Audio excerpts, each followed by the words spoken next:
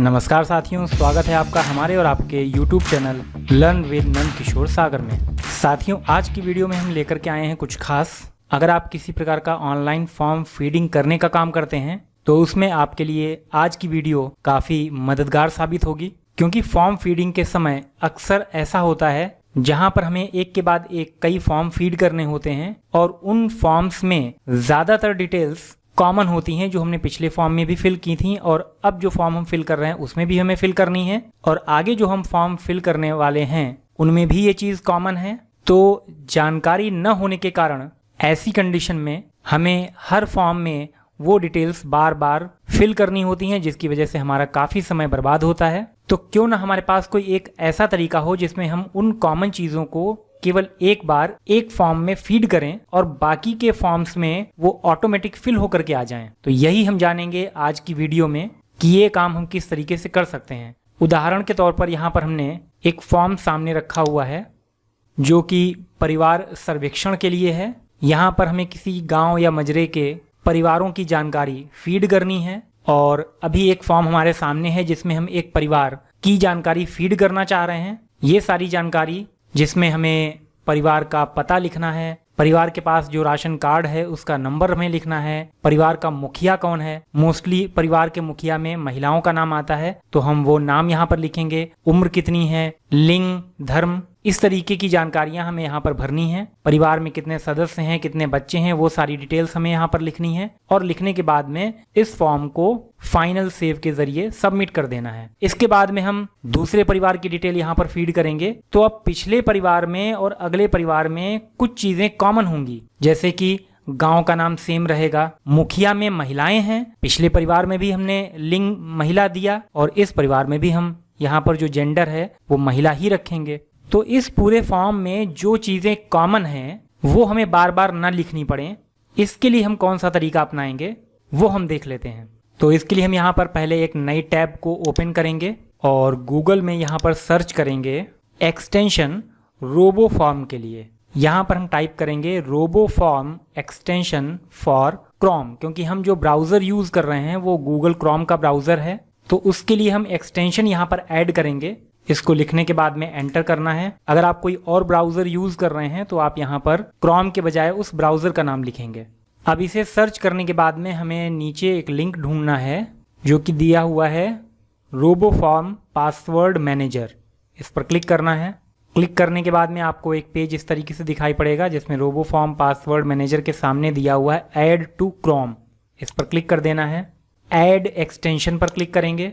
अब ये फाइल हमारी डाउनलोड हो गई है, इसे हम ओपन करेंगे और यहाँ पर लिख करके आ गया है password manager has been added successfully. Next page पर हमें दिखाई पड़ रहा है लॉगिन करने के लिए, लेकिन अभी हम यहाँ पर लॉगिन नहीं कर पाएंगे। इसलिए हमें सबसे पहले अपनी आईडी और पासवर्ड को जनरेट करना होगा, उसके बाद में ही हम लॉगिन कर पाएंगे। तो इसके लिए हम आ जाएंगे साइन अप पर। साइन अप पर क्लिक करने के बाद एक पेज इस तरीके से सामने दिखाई पड़ेगा जिसमें सिंपल हमें ईमेल आईडी और पासवर्ड यहाँ पर लिखना है। पासवर्ड जो हम बनाएंगे उसमें हमें कुछ चीज़ें ध्यान में रखनी है कि जो भी पासवर्ड हम रखें उसमें हम जो भी अल्फ़ाबेट्स या नंबर्स यूज़ कर रहे हैं वो 8 से कम न हो और उसमें भी 4 कैरेक्टर ऐसे होंगे जो नॉन न्यूमेरिक होंगे। मतलब ऐसा नहीं कि पूरा पासवर्ड आपने नंबर का ही बना दिया, उसमें कुछ अल्फ़ाबेट्स भी होने चाहिए, कुछ सिम्बल्स भी होने चाहिए। तो ये नंबर्स, कैरेक्टर्स और सिंबल्स के कॉम्बिनेशन से एक पासवर्ड तैयार करना है जो 8 अक्षर का या उससे ज़्यादा का हो।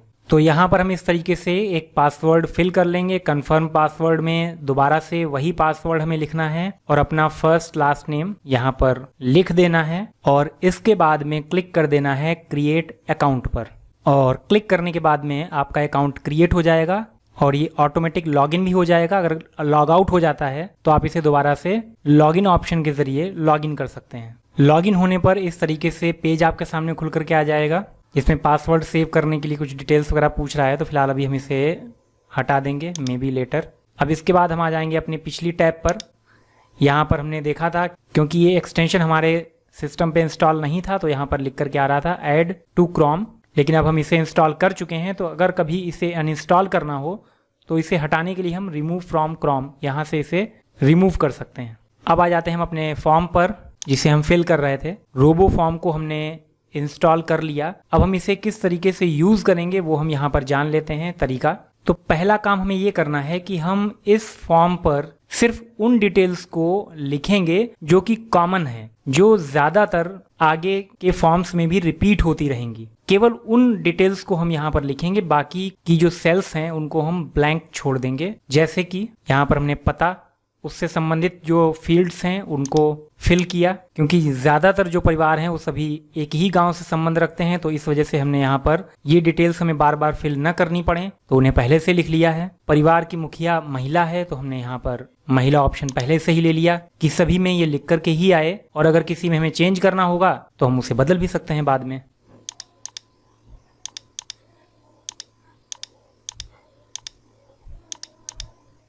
ज़्यादातर परिवार के जो राशन कार्ड हैं वो बीपीएल के ही हैं तो हमने बीपीएल ले लिया। अगर कहीं पर आगे हमें चेंज करना होगा तो हम दूसरा ऑप्शन सेलेक्ट कर लेंगे, एपीएल लगा लेंगे।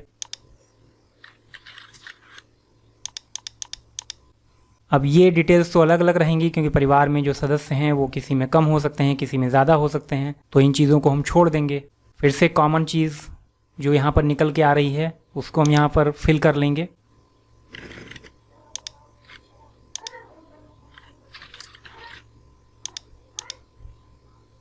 यहाँ पर हमने जो कॉमन चीज़ें थीं वो लिख ली हैं या उनको हमने सेलेक्ट कर लिया है। अब इतना काम कर लेने के बाद अब हमें इस फॉर्म को सेव करना है। इसके लिए हम लास्ट में किसी सेल में अपना कर्सर छोड़ देंगे और यहाँ पर एक हम शॉर्ट की यूज़ करेंगे जो कि है शिफ्ट प्लस एंटर, और ऐसा करते ही हमारे सामने एक बॉक्स के जरिए बताएगा। ये नाम हमें याद रखना है कि इस नाम से हमने ये डिटेल सेव कर रखी हैं। अभी जो नाम लिख करके आ रहा है वो है प्रेरणा यूपी 2, इसे हमने सेव कर दिया। इसके बाद में हम इस फॉर्म की जो भी डिटेल्स बची हुई रह गई हैं इन्हें हम फिल करेंगे। फिल करने के बाद में हम इस फॉर्म को सबमिट कर देंगे। सबमिट करने के बाद में जब अगला फॉर्म हम खोलेंगे तो वो पूरी तरीके से ब्लैंक होगा। देख लेते हैं हम अगले फॉर्म को। अब जब अगले परिवार को जोड़ने के लिए हमने फॉर्म ओपन किया तो वो पूरे तरीके से ब्लैंक है। अब यहाँ पर वो जानकारी जो अभी हमने पिछले फॉर्म में फीड की थी और वही जानकारी हम इस फॉर्म पे भी चाहते हैं कि फिल होकर के आ जाए, तो ऐसा करने के लिए जो ये ग्रीन कलर के हमें रोबो फॉर्म के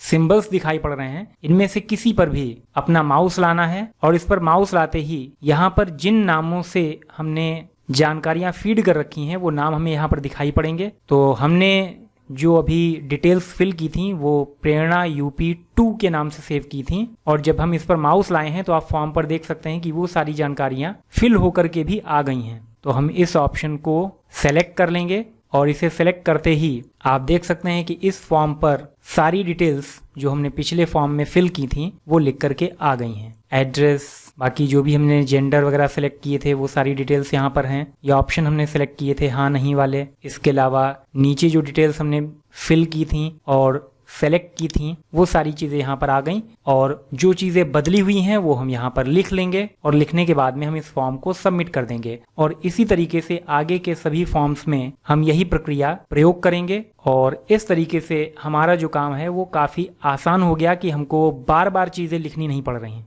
तो इस तरीके से आप भी अपने ब्राउज़र में इस एक्सटेंशन को इंस्टॉल करके अपने काम को और आसान बना सकते हैं।